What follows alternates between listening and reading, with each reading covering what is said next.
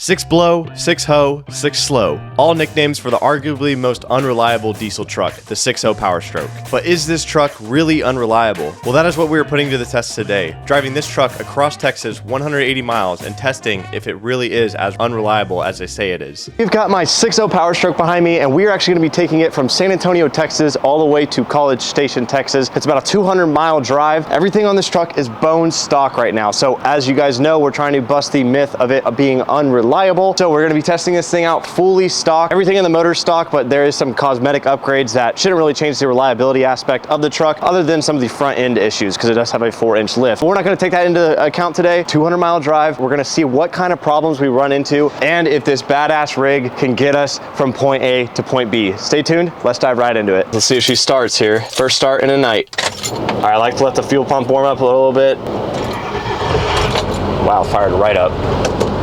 A quick FYI for you boys, this truck does have a boost leak. The AC is completely out, so there's no AC on this truck, so it's going to be a very hot ride up to College Station. There's no half shaft, the speed sensor doesn't work. A lot more other issues with this truck that are not foreseen yet. So we're also going to be testing out the fuel mileage, ride comfortability, and also transmission shifting on this truck with everything that is wrong with it. And then I'm also going to be comparing it to the 7.3 Powerstroke and also the 6.7 Powerstroke that I have now. I've driven my 7.3 Powerstroke over 200,000 miles. So I know what it's like to ride in a 7.3 versus a 6.0 so far. So I want to test that out. And then I also want to test out what it's like to ride in a 6.7 because I've been driving my 6.7 now for about 9,000 miles. So I kind of have a good feel for what the 6.7 feels like and also the 7.3. Now I'm going to get a good feel for what the 6.0 feels like. We've just arrived at the gas station and the AC actually kicked back on, but it's blowing not very cold. So it's not very cold at all. So I'm not going to touch it right now. I might just turn the vents another way and roll down the windows, but I don't want to touch it if it's working. I am going to fill up. Just so you guys know, my odometer is not working. I do think it is something with the speed sensor or the ABS module. I'm not too sure yet. I am going to be tracking my mileage on my phone, so we'll be able to see.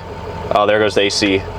Just like that, AC just went out. Just died on me. It's just working fine. It just died. Let me know if you guys know what the issue is for the AC. You guys just heard it right there. Just literally just died. And see what kind of fuel mileage get. So I'm going to fill up right here, and then I'm going to fill up in College Station whenever we're done. So we're pretty much at a full tank right now, so I'm not too worried about it, but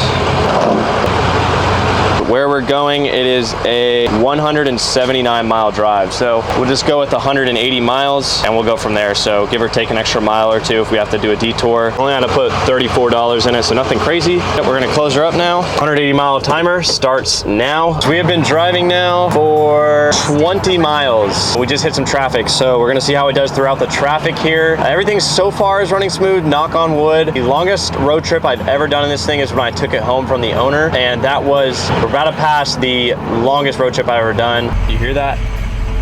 It's like that squeaking. We got a front left wheel bearing. I think it's like grinding together or something. Not sound good at all, guys. I'm not gonna lie. But we're at another stop. Everything's still running great. We are about 40 miles in now. But yeah, we got a front left wheel bearing squeak I can hear. We got a really bad belt squeak right now. Everything's still running okay though. Like we're still able to keep up with traffic. We're gonna try the cruise control. Y'all set.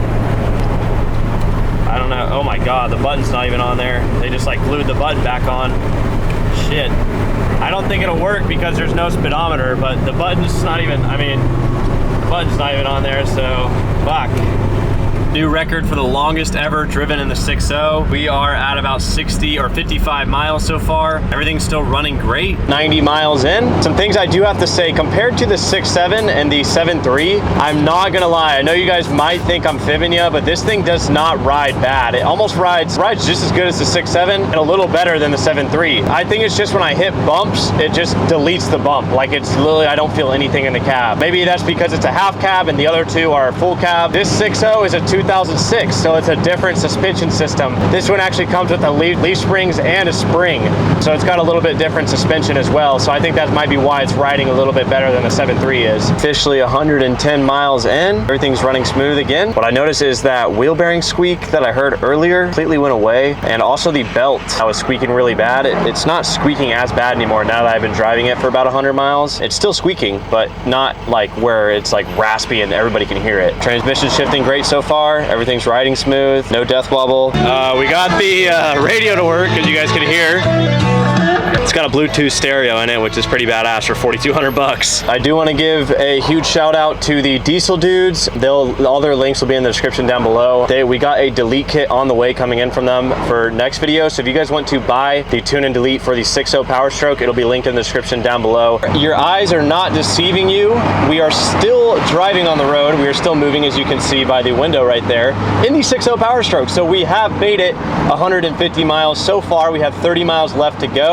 Everything is running super smooth on this truck, completely bone stock, no issues whatsoever so far. We haven't made it yet, so I will update you guys when we're at the gas station in College Station and we were officially home. So knock on wood, we haven't made it yet. Still could be something that goes wrong with it, but as we have made it, we are about a 10-second drive from the gas station here. We're at actually a 3/4 of a tank. I don't know if you can see that or not. We're at 3/4 of a tank. We didn't burn too much diesel, but this is a 26-gallon or 30-gallon tank, so it does hold a lot of diesel. I'm also going to be rating the ride comfortability and the transmission shifting and the overall score driving it. If I were to daily drive it, what I would be at. We're going to leave it running as per usual. Would hate for it not to start, especially since we're so close to home.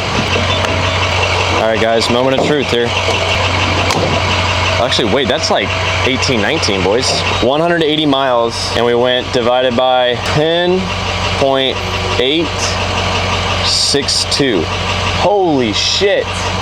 What the fuck?